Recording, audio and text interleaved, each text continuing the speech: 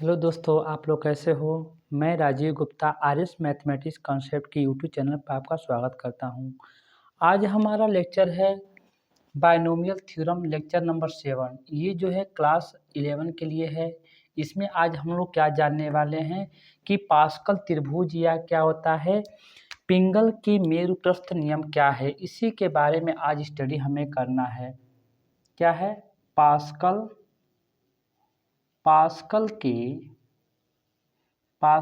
त्रिभुज या इसी को क्या बोला जाता है, एक और नाम पिंगल के मेरुप्रस्थ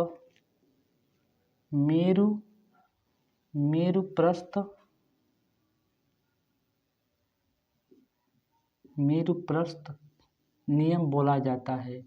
क्या होता है, पास्कल त्रिभुज जो है हमेशा द्विपद प्रमेय के घातांक और द्विपद गुणांक के बारे में संबंध बताता है। क्या बताता है? पास्कल त्रिभुज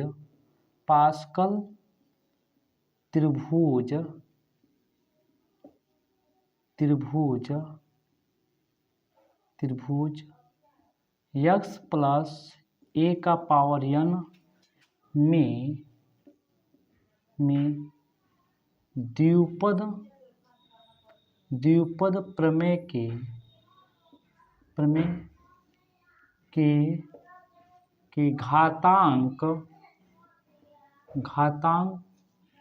और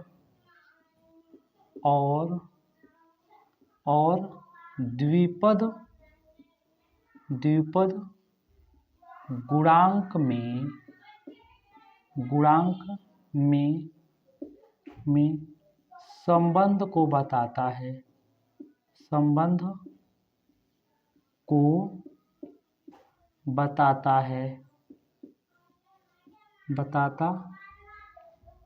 बताता है।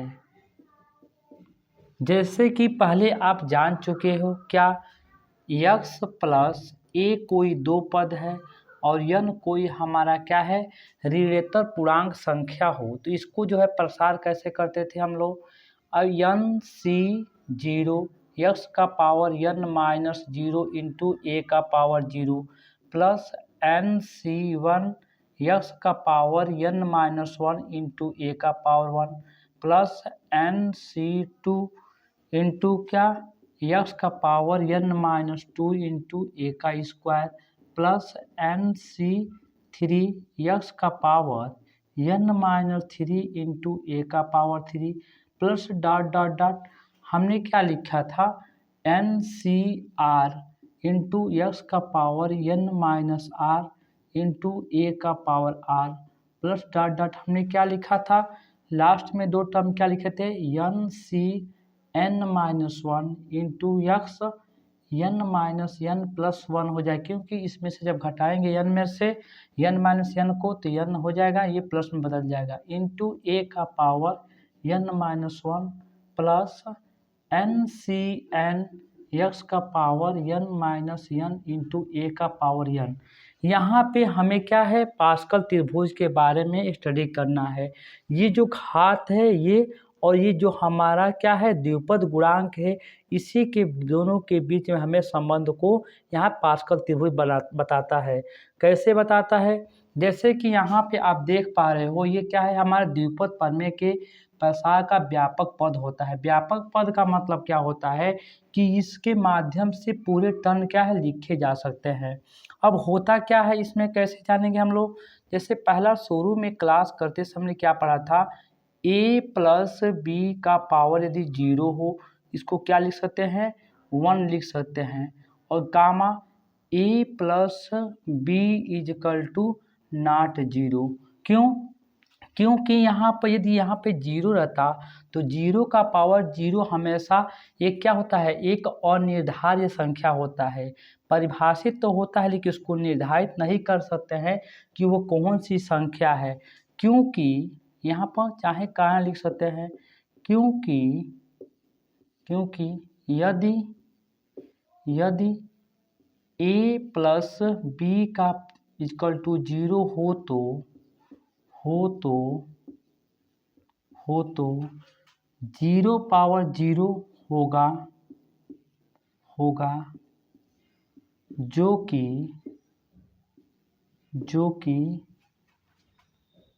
यह एक अनिर्धार्य रूप है 0 पावर 0 को तो परिभाषित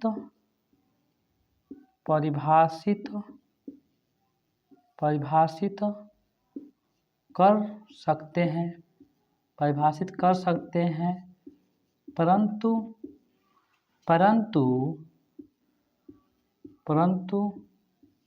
0 पावर 0 का मान ज्ञात नहीं किया जा सकता नहीं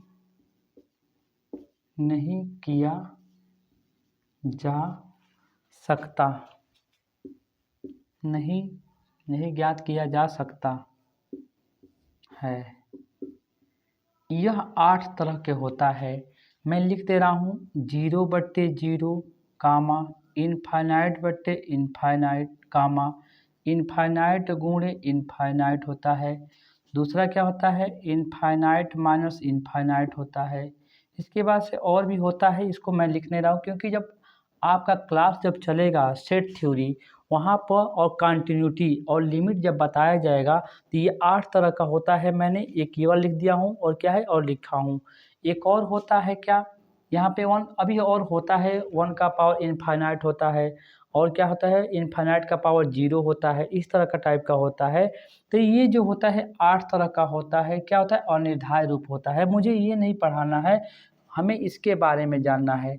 दूसरा हमने क्या देखा था कि a प्लस बी का पावर यदि 1 हो तो हमने क्या लिखे थे इसको a प्लस बी, और इसको देखो तो ये लिखा जा सकता है कि नहीं 1 इंटू ए प्लस 1 इंटू बी लिखा जा सकता है। तीसरा हमें क्या देखें इसको कि a प्लस बी का यदि होल स्क्वायर हो तो इसको लिखा जा सकता है a square plus 2ab plus B square. और इसको क्या लिखा जा सकता है यहाँ पर किसी संख्या के साथ कोई संख्या नहीं तो 1 मान लेते हैं तो यहाँ लिखा जा सकता है 1 इंटू ए का स्क्वायर प्लस ये 2ab plus 1 into b square. ऐसा मैं क्यों लिख रहा हूँ अभी थोड़े समय में आपको मालूम चल जाएगा। चौथा क्या है कि a प्लस बी का क्यू रहे तो क्या होता है a का cube plus 3a square b plus 3ab square plus b का क्यू होता है। अभी क्या होता है इसको क्या लिख सकते हैं 1 इंटू ए का cube plus 3a square b plus 3a into B का स्क्वायर प्लस 1 इंटू क्या है b का क्यू लिखा जा सकता है। ठीक इसी प्रकार से एक और मैं लिख दे रहा हूँ सुविधा के लिए a का पावर a प्लस b का पावर यदि 4 हो तो क्या होता है a का power 4 plus 4a³ into b plus 6a square into b square plus 4a into B का क्यू ये होता है। इसको आगे क्या लिखा जा सकता है प्लस b का पावर 4 इन इजकल टू क्या लिखा जा सकता है 1 इंटू ए का power 4 plus 4a³ into b plus 6a square into b square plus 4a into B का पावर 3 प्लस b का 1 इंटू बी का पावर 4 लिखा जा सकता है। मेरे लिखने का पर्पज ये है कि हमें क्या है जहाँ 1 2 1 यहाँ पे क्या है 1 3 3, जैसे ये वाला पार्ट है तो ये क्या होता है हमारा, यह जो होता है इस प्रकार के जो द्विपद है उसके 1 3 3 1 है तो क्या होता है द्विपद गुणांक होता है। अभी हमें इसी के बारे में लिखना है, तो देखिए कैसे लिखता हूँ मैं। अब मुझे क्या है, अब यहाँ से जो ये वाला पार्ट मैं इसको इरेज कर रहा हूँ क्योंकि हमें इसकी आवश्यकता है, तो मैं इसको इरेज कर रहा हूँ।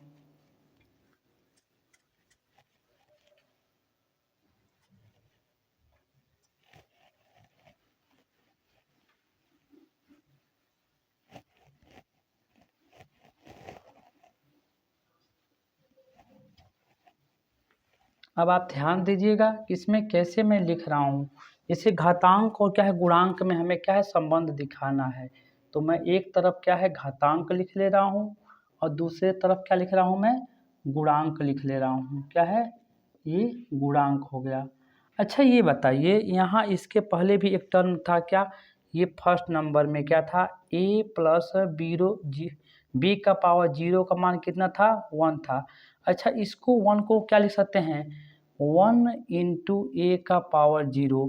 अब आगे जो है आप 0 इंटू बी का पावर, जिसे 1 इंटू बी का पावर 0 नहीं लिख सकते हैं, मैं इसके आगे रीजन बताऊंगा। आपको बस थोड़े समय के लिए इसको वेट करना पड़ेगा। तो ये क्या होगा, इसको मैं ऐसा लिख सकता हूँ। आप देख रहे हो जब घातांक हमारा 0 है तो द्विपद गुणांक हमारा कितना आया है, 1 आया है। कितना आया जी, 1 आया है।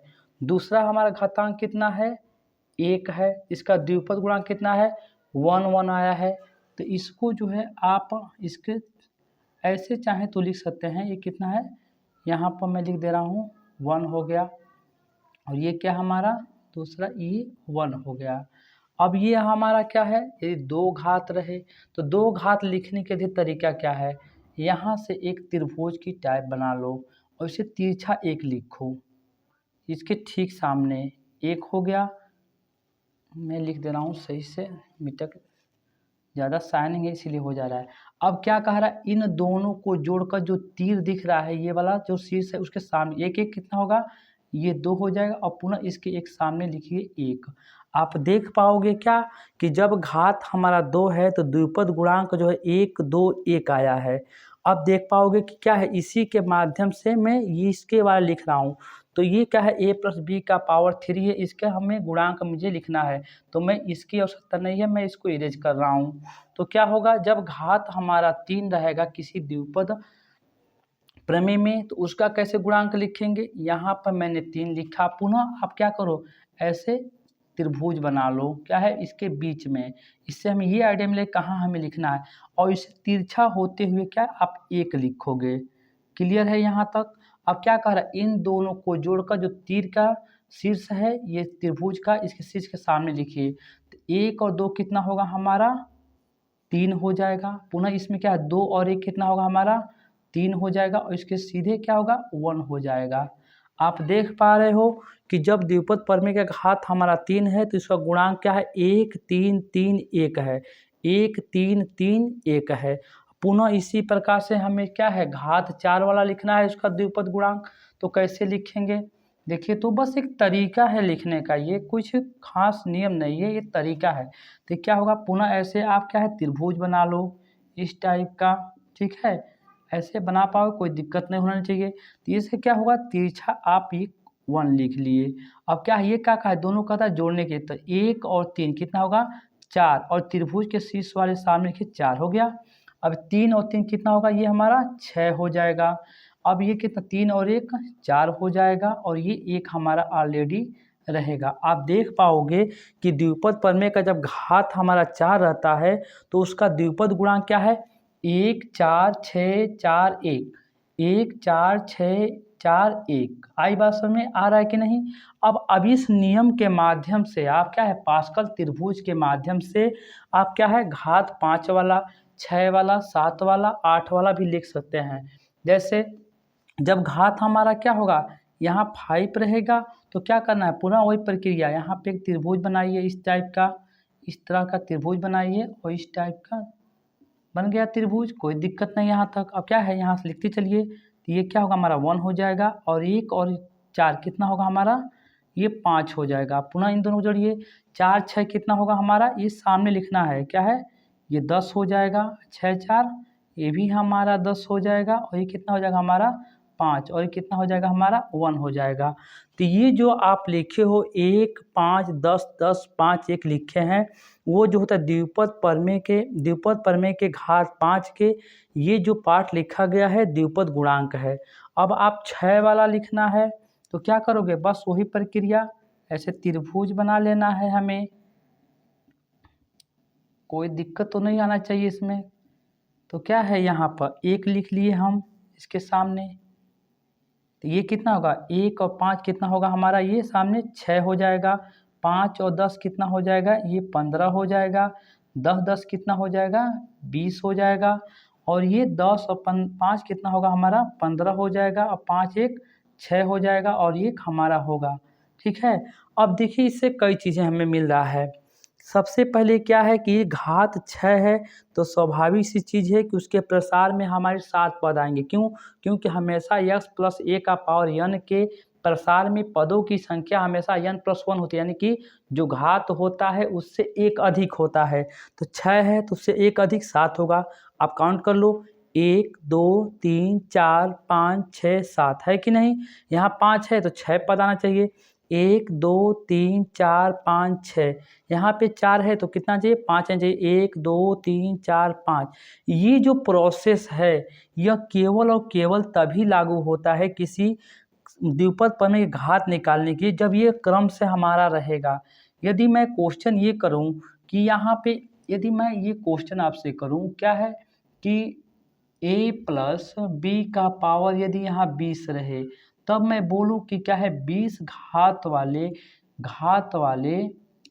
घात वाले किसी द्विपद प्रमेय के गुणांक को लिखिए, क्या है, गुणांक को लिखिए। इसके बाद से यहाँ पे एक समस्या आ रहा है, क्यों, जब तक हमें क्या है 19 वाला पता नहीं रहेगा, द्विपद प्रमेय के घात 19 वाला जब तक हमें गुणांक नहीं पता रहेगा तब तक हमें 10 का 20 का घात वाला नहीं लिख सकते हैं। तो अब इसके आगे समस्या का समाधान कैसे होता है, तो इसके समस्या का समाधान देखिए आगे कैसे करते हैं।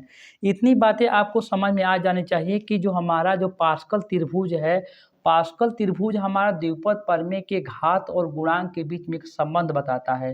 कैसे, जब ये घातांक हमारा 0 है तो उसका गुणांक 1 आएगा, जब ये घात हमारा 1 रहेगा तो उसका 2 गुणांक होगा, 1 और 1 होगा। ठीक है, 2 घात है तो इसका गुणांक 1 2 1, इसी को तो आप लिखते हो इस टाइप का, a प्लस बी का होल स्क्वायर बराबर क्या होता है, a स्क्वायर प्लस ये 2ab प्लस बी स्क्वायर। आप चाहें तो इसको ऐसे भी लिख सकते हो, देखो तो यही तो गुणांक होता है, 2c0 इंटू ए का पावर 2 माइनस 0 इंटू बी का पावर 0 प्लस कितना होगा 2c1 इंटू ए का पावर 2 माइनस 1 इंटू बी का पावर 1 और प्लस 2c2 इंटू ए का पावर 2 माइनस 2 इंटू बी का पावर 2। अब देखो तो ये हमारा कैसे आता है, चूँकि आप जानते हो NC0 हमेशा क्या देता है, 1 का मान देता है, तो ये हमारा कितना हो जाएगा, 1 ही हो जाएगा, 1 ही हो जाएगा। और ये कितना होगा, अब 2 में से 0 घटाओगे तो 2 ही होगा, a का स्क्वायर। और किसी संख्या का पावर 0 होता है तो उसका मान कितना होता है, 1 होता है, यानी कि हम क्या लिख सकते हैं, 1 लिख सकते हैं। और इसका क्या मान होगा, factorial 2 minus factorial 2 minus 1 into factorial 1 into ए का पावर 1 हो जाएगा इंटू बी का power 1 plus factorial 2 upon factorial 2 minus 2 factorial 2 into ए का पावर 0 इंटू बी का स्क्वायर हो जाएगा।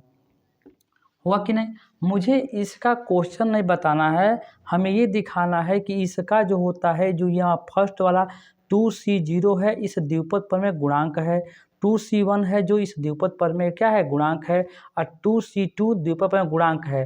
तो इस जो द्विपद प्रमेय गुणांक है 2c0 2c1 2c2 उसका गुणांक कितना है, देखो यहाँ पे 1 आया है, इसको आप सॉल्व करोगे तो कितना आ जाएगा, ये 2 इंटू फैक्टोरियल 1 आ जाएगा, और ये फैक्टोरियल 1 इंटू फैक्टोरियल 1, ये कैंसिल हो जाएगा, ये 2 ही देगा, कितना देगा, 2 ही देगा।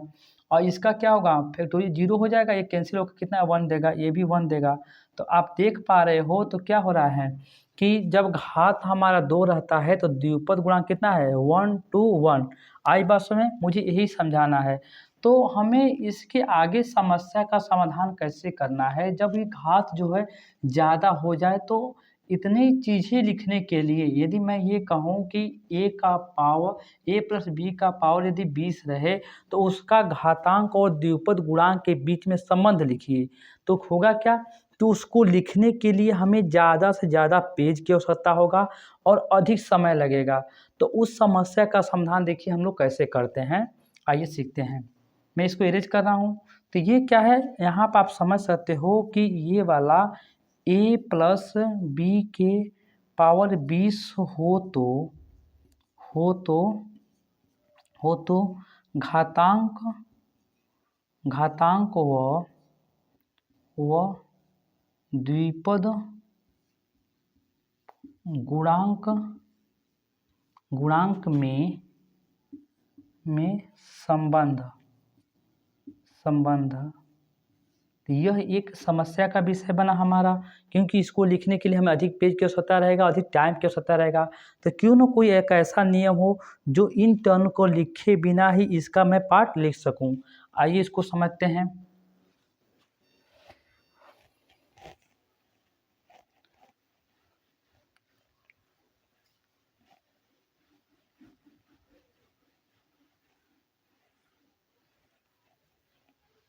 अब पुनः उसी पर विचार करते हैं। पहला क्या हमारा है, a प्लस बी का पावर 0 हो तो हम क्या लिखते थे, इसको 1 लिखते थे, कोई दिक्कत नहीं है।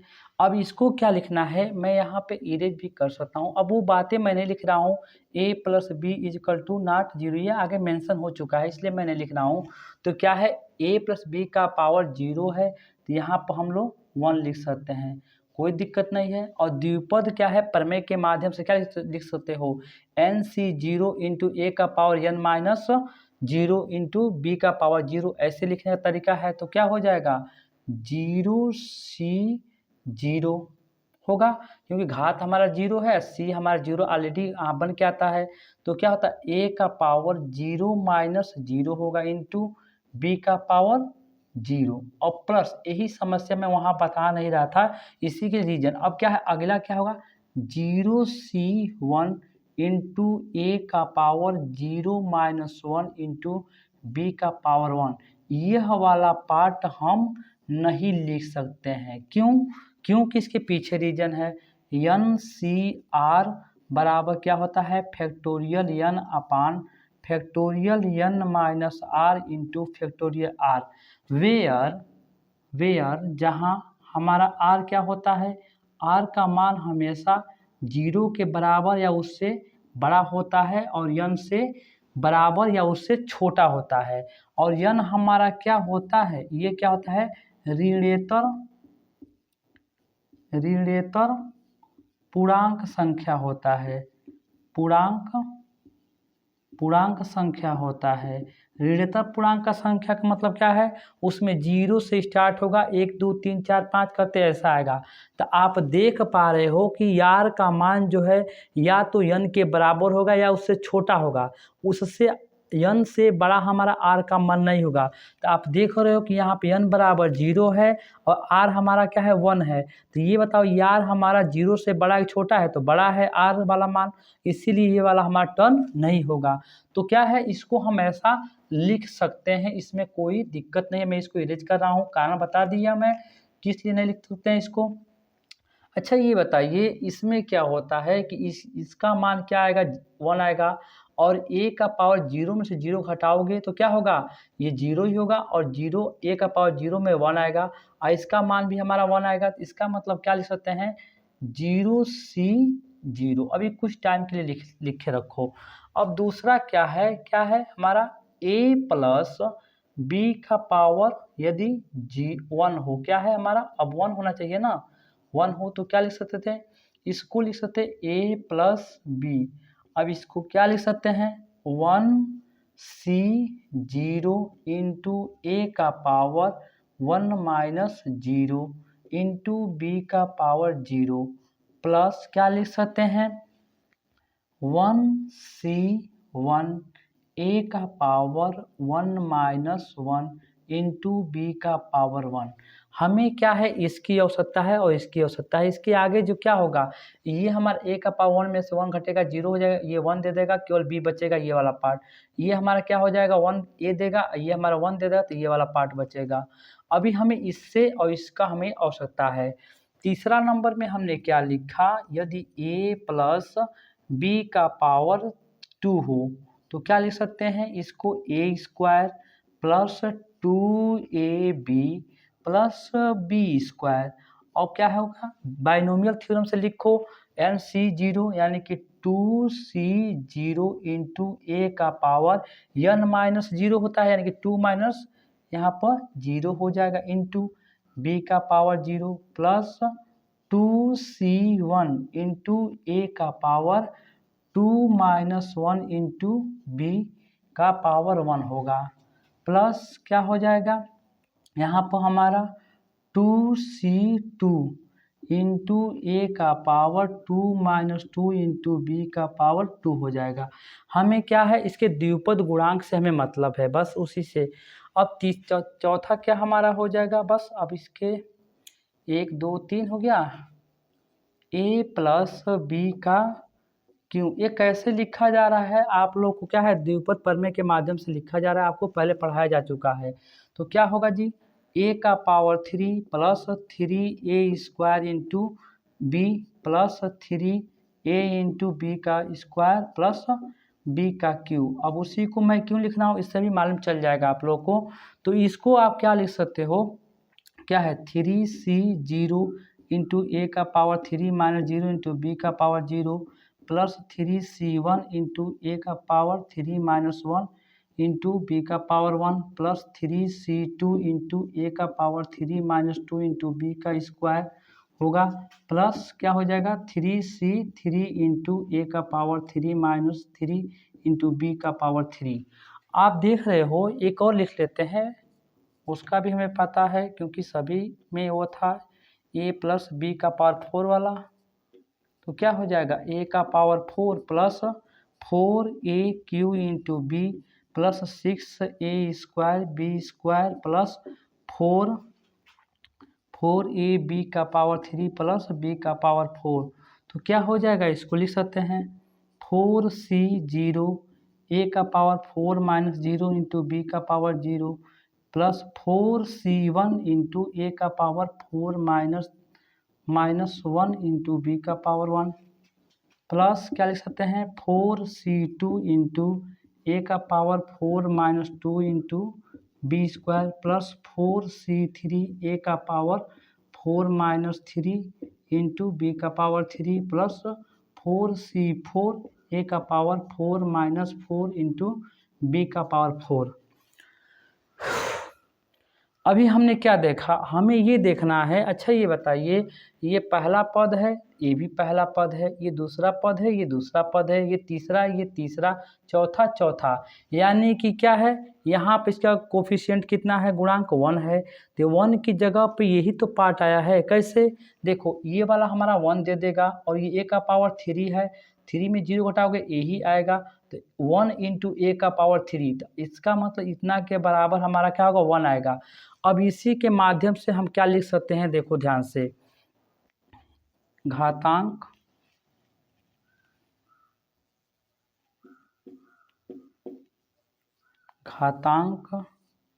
और ये क्या होगा हमारा गुणांक।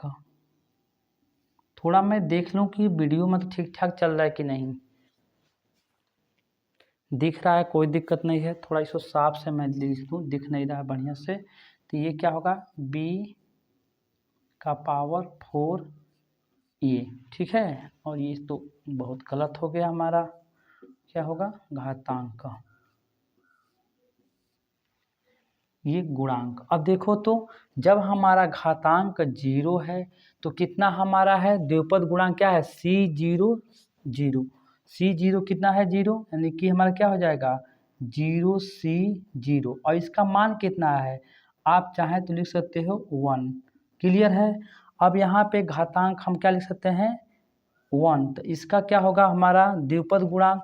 देखो तो यही तो है 1 C0 और 1C1। तो ऐसे क्या है, तिरछा लिखते चलो, क्या हो जाएगा ये वाला, तो ये वाला हमारा 1C0 और क्या है 1C1। और इसका मान कितना है देखो तो 1C0, इसका कोफिशिएंट 1 और इसका कोफिशिएंट भी 1, इसका मतलब क्या है बराबर हमारा 1 आया है। और इसका मतलब क्या है बराबर हमारा 1 ही आया है। अब ये 2 वाला लिखना है तो क्या करना है, बस 2 से स्टार्ट करना है। तो कितना हो जाएगा 2C0, इसके बीच में लिखो 2C1 और क्या है 2C2। अब इसका मान कितना आएगा हमारा बराबर, देखो तो 1 ही तो आएगा, ये वाला पार्ट है। तो इसका क्या है 2C0 1 आ गया।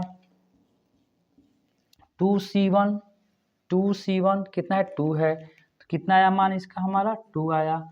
उसके बाद से क्या है 2C2, किधर है 2C2 कितना है, इसका कोफिशिएंट 1 है। मैं देखूं दिख रहा है कि नहीं, थोड़ा सा तो ऊपर लिखूंगा मैं, दिख तो रहा है लेकिन मैं अब इसको देखो, मैं ये क्या बता रहा हूँ कि अभी इधर नीचे लिखूंगा दिखेगा नहीं आपको, तो मुझे समझाना क्या है, देखो ध्यान से मैं इसी में समझा दे रहा हूँ। जब 0 घात था तो ये 0C1, यानी कि हमेशा जो होता है यहाँ पर ये दोनों संख्याएं समान हो तो उसका मान हमेशा 1 आएगा। पहले तो हमें सीखने का ये मिल रहा है, हमेशा एक कोई संख्या हो और नीचे 0 तब भी उसका मान 1 ही आएगा। और दोनों संख्या देखो समान, यहाँ पर 0 यहाँ पर 0, इसका मान 1 आया। यहाँ पे देखो 1 1 आया तो इसका भी मान 1 आया है।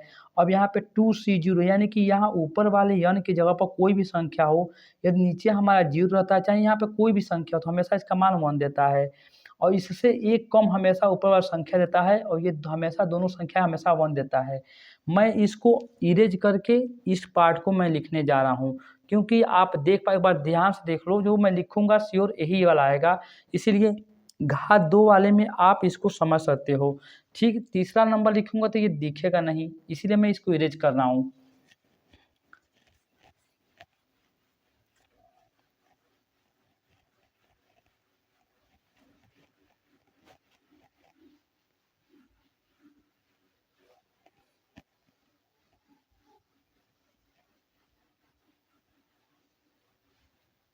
मैं पुनः लिखने का पर विचार कर रहा हूँ, क्या लिखूँ मैं, इधर हमारा क्या होगा घातांक हो गया, इधर हमारा क्या हो गया गुणांक। क्या है 0 है तो क्या लिख सकते हैं, 0 से स्टार्ट करो, 0C0, इसका मान कितना है हमारा ये 1 आएगा, मैं बराबर नहीं लिख रहा हूँ। इसके बाद से 1 आ गया तो 1 से स्टार्ट करना है, क्या होगा जी 1C0 1C1, तो इसका मान कितना आएगा हमारा 1 ही आएगा, और इसका मान कितना आएगा हमारा 1 ही आएगा। अब यहाँ से 2 आ गया तो किससे स्टार्ट करना है 2 से, तो 2 से स्टार्ट करो 2C0, इसके दोनों के बीच में लिखो 2C1, इसके आगे लिखो 2C2। तो अब इसका मान अभी बता रहा हूँ, देख रहे हैं कि नहीं, यहाँ कोई भी संख्या हो और 0 नीचे हो तो इसका मान 1 ही हमेशा आता है। इसका मान हमेशा कितना है 1 आया, इसमें कितना है हमारा 2 आएगा, इसमें कितना आएगा हमारा 1 आएगा। अब पुनः 3 वाला लिखना है तो क्या होगा 3 से स्टार्ट करो, 3C0, इस दोनों के बीच में 3C1, इन दोनों के बीच में 3C2, इसके आगे लिखिए 3C3। ठीक है, तो इसका मान कितना आएगा हमारा 1 आ जाएगा, इसका मान कितना आएगा 3 आ जाएगा, और इसका मान कितना आएगा 3 ही आएगा, और इसका मान कितना आएगा जी 1 आ जाएगा। अब 4 वाला देखिए तो कितना हो जाएगा, ये जो होता है 4C0, इसके बीच में लिखिए 4C1, इन दोनों के बीच में 4C2, इन दोनों के बीच में 4C3, इसके आगे लिखिए 4C4। तो अभी बताया हूँ कोई भी संख्या आप हो तो हमेशा क्या देगा ये 1 देगा। और यहाँ पे आप देख सकते हो क्या होता है ये वाला पार्ट हमारा, जब कोई संख्या हो और यहाँ पे एक हो, तो कुछ भी संख्या यहाँ पर हो बस इधर यहाँ पर 1 होना चाहिए, तो क्या देगा हमारा वही ऊपर वाला संख्या देगा, यानी कि हमारा ये 4 देगा। अब इसको हल करना पड़ेगा क्योंकि इसका कोई पार्ट नहीं है, तो फैक्टोरियल जो होता है 4C2 का कितना जाएगा फैक्टोरियल 6 आना चाहिए, फैक्टोरियल 4 इंटू फैक्टोरियल 2 हो जाएगा, तो कितना हो 4 इंटू 3 इंटू फैक्टोरियल 2 रहेगा यहाँ पर, और फैक्टोरियल 2 इंटू फैक्टोरियल 2 कैंसिल हो गया, आदि 2 दूनी 4, तो कितना आएगा 6 आ जाएगा। कितना होगा जी इसका मान ये हमारा 6 निकला यहाँ पर। इसका मान कितना देखो, किसी भी संख्या यहाँ पर कोई रखा गया उससे एक कम हमेशा एक संख्या आता है। देखो 3 से एक कम 2 है, तो यहाँ पर वही संख्या ऊपर वाला आया है, तो क्या हो जाएगा हमारा 4 हो जाएगा। और यहाँ कितना आ गया हमारा 1 आ जाएगा, क्योंकि समान संख्या दोनों होने पर हमेशा 1 दे रहा है। पुनः जो होता है यदि 5 का लिखना है तो पुनः वैसे स्टार्ट करो, क्या होगा हमारा 5C0 इन दोनों के बीच में, 5C1 इन दोनों के बीच में, 5C2 इन दोनों के बीच में, 5C3 इन दोनों के बीच में, क्या होगा 5C4 और इससे आगे हमारा क्या हो जाएगा 5C5। पुनः वही विचार करो 5 वाला है। अब ध्यान से देखो यहाँ पर 0 घात वाला हमेशा 1 दिया है, तो यहाँ तक क्या है 0 से लेकर 4 तक हमें ज्ञात था, लेकिन 5 वाला जो है हमें नहीं ज्ञात था, ठीक है, वहाँ पर मैं नहीं लिखा था। अब देखो ध्यान से क्या है, घात 5 वाले के क्या है गुणांक हम ऑलरेडी लिख चुके हैं। कैसे लिखना है, जो भी घात रहेगा वहाँ यन के स्थान पर रहेगा और आर के स्थान पर 0 से स्टार्ट करना है, और ये आर का मान एक एक क्या है बढ़ाते हुए लिखना है। हमें तब तक लिखना है एनसीआर के माध्यम से जब तक यन और आर हमारा समान ना हो जाए। तो यह जो तरीका हो रहा है, किसी भी घात को आप लिख सकते हो। इसका मान कितना आएगा, हमेशा 1 आएगा। इसका मान कितना आएगा 5 आएगा। अब इसका मान कितना आएगा, मैं इधर सॉल्व कर दे रहा हूँ, फैक्टोरियल 5 इंटू फैक्टोरियल 3 फैक्टोरियल 2, तो कितना होगा 5 4 और 3 कैंसिल हो जाएगा 2, तो कितना होगा ये 10 आ जाएगा। कितना आएगा जी, ये हमारा 10 आएगा। इसका कितना हो जाएगा, अब यहाँ से देखो जब ये घटाने के बाद से अंतर कितना 2 आ रहा है और इसमें 3 आ रहा है, दोनों सेम है कि नहीं, तो इसका मान कितना आ जाएगा हमारा 10 आएगा। अभी मैं इसको लिखूंगा भी, इसका मान कितना आएगा 5 आ जाएगा और इसका मान 1 आएगा। ठीक है, आप देख पा रहे हो कि यहाँ पर अब जो होता है घात 5 वाली द्विपद प्रमेय के हमें गुणांक लिखने के लिए किसी प्रकार के ऊपर जो लिखा गया है घात 4 का घात 3 घात 2 घात 1 और 0 वाले की आवश्यकता नहीं है। आई बात समझ में। इसका मतलब हमने ये सीखा कि चाहे द्विपद प्रमेय के घात कितना भी अधिक क्यों ना हो, उसका द्विपद गुणांक हम आसानी से लिख सकते हैं। जितना घात रहेगा वह एनसीआर के माध्यम से बस घात और सी, उसके बाद से 0 से स्टार्ट करना है और 0 को तब तक बढ़ाना है जब तक हमारा n के बराबर ना हो जाए। जैसे अभी ये बात समझ में आपको आ रहा होगा, मैं एक लिख कर दिखा रहा हूँ।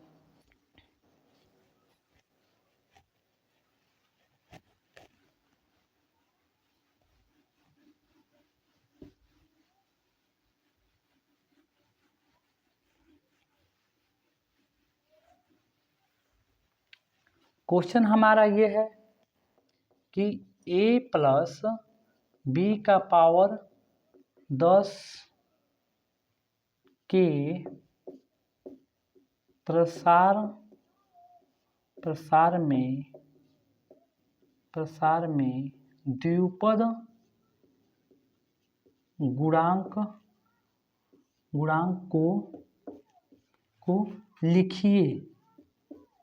को लिखिए। यहाँ से हमारा एक प्रश्न यहाँ पे है, तो देखिए तो यहाँ पे घात हमारा 10 है और पास्कल त्रिभुज के माध्यम से 10 घात वाला हमें द्विपद गुणांक लिखने के लिए 0 से लेकर 9 तक हमें आना था, तब उसके बाद से उसके जोड़कर हम लिखते थे।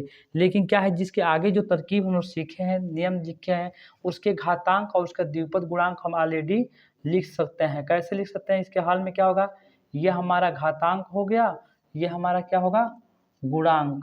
देखिए तो बस वैसी तरीका है, घात कितना हमारा 10 है, तो क्या लिख सकते हैं, इसी के माध्यम से बस 10 लिखो, 10C0, फिर एक एक कम अधिक करते जाओ, 10C1, 10 कामा 10C2, 10C3 कामा 10C4 कामा 10C5 कामा 0 1 2 3 4 5, 10C6 कामा 10C7 कामा 10C8, 10C9 और ये क्या है 10C10 हो जाएगा। इसका तो मान हमेशा 1 ही आएगा, इसका भी मान 1 ही आएगा, इसका मान 10 आएगा, इसका भी मान 10 आएगा। क्यों, क्योंकि जो अभी इसके पीछे रीज़न बताऊँगा मैं आगे, देखते हैं क्या होता है। तो इसका मान क्या है, मैंने कई बार बताया हूँ कि जब यहाँ पे कोई संख्या हो बस 0 यहाँ पे होना चाहिए, तो संख्या ही हमें मिलता है। इसका क्या हो जाएगा, 10 हो जाएगा, और क्या 1 कम करने के बाद से हमेशा वो संख्या ही आता है। तो ये भी क्या हो जाएगा 10, चाहे तो आप चेक कर सकते हो, एक बार लिख ही लो। ये तो कन्फर्म है कि 10 ही होगा। ये क्या होगा, फैक्टोरियल 10 और पान फैक्टोरियल 10 में से 1 घटेगा 9 हो जाएगा, फैक्टोरियल 1 कामा ये कितना हो जाएगा, इसका निकालना पड़ेगा हमें। फैक्टोरियल 10 अपान फैक्टोरियल 10 माइनस 2 यानी कि 8 हो जाएगा, फैक्टोरियल 2 हो जाएगा कामा। ये फैक्टोरियल 10 और 10 में 3 घटेगा, फैक्टोरियल 7 और फैक्टोरियल 3 हो जाएगा। ये कितना होगा, फैक्टोरियल 10 और फैक्टोरियल 6 इंटू फैक्टोरियल 4, और ये कितना हो जाएगा, फैक्टोरियल 10 अपान फैक्टोरियल 5 इंटू फैक्टोरियल 5 हो जाएगा कामा। फैक्टोरियल 10 और फैक्टोरियल 6 इंटू फैक्टोरियल 4 इंटू 6 हो जाएगा। ये क्या होगा, फैक्टोरियल 10 अपान फैक्टोरियल 3 इंटू फैक्टोरियल 7 और फैक्टोरियल 10 इंटू फैक्टोरियल क्या है हमें, ये 2 फैक्टोरियल 8, और ये क्या होगा फैक्टोरियल, ये तो 1 ही दे देगा, फिर भी लिख दे रहा हूँ। ये क्या होगा 10 फैक्टोरियल 1 इंटू फैक्टोरियल 9 और फैक्टोरियल 10 अपान फैक्टोरियल 10 माइनस 0 हो जाएगा, फैक्टोरियल 10 हो जाएगा। देखिए हमें फैक्टोरियल नहीं पढ़ाना है, हमें ये द्विपद गुणांक के बारे में इसको सॉल्व करना आप जानते हो किस नियम से, कि एन सी आर यदि हो तो फैक्टोरियल एन अपान एन में से आर घटाइए, कितना होगा n minus r into factorial r हो जाएगा। आई बात समझ में। जैसे ये 5C3 है, क्या है पहले एन की जगह पर लिख लो, यहाँ पर 5 हो जाएगा, अब 5 माइनस 3 यानी कि 5 माइनस 3 इंटू फैक्टोरियल 3 हो जाएगा। तो क्या हो जाएगा फैक्टोरियल 5 अपान ये क्या 5 में 3 घटेगा कितना 2 हो जाएगा, ये 2 होगा, अब फैक्टोरियल 3। अब इसको क्या होगा, इसको प्रसार कर दीजिए, तो 5 4 इंटू फैक्टोरियल 3 कैंसिल करने के लिए, और फैक्टोरियल 2 इंटू फैक्टोरियल 3 ये कैंसिल हो जाएगा, कितना होगा 5 इंटू 4 अपान, आप फैक्टोरियल 2 क्या लिख सकते हैं 2 इंटू 1, 2 एक करने 2, 2 दूनी 4, कितना आएगा 10 आएगा। तो हमें ये फैक्टोरियल का सॉल्व करना तरीका है, हमें फैक्टोरियल नहीं निकालना है, इसका क्या है गुणांक निकालना है। तो ये हम लिख सकते हैं, कोई दिक्कत नहीं है। मैं इसको इरेज कर रहा हूँ।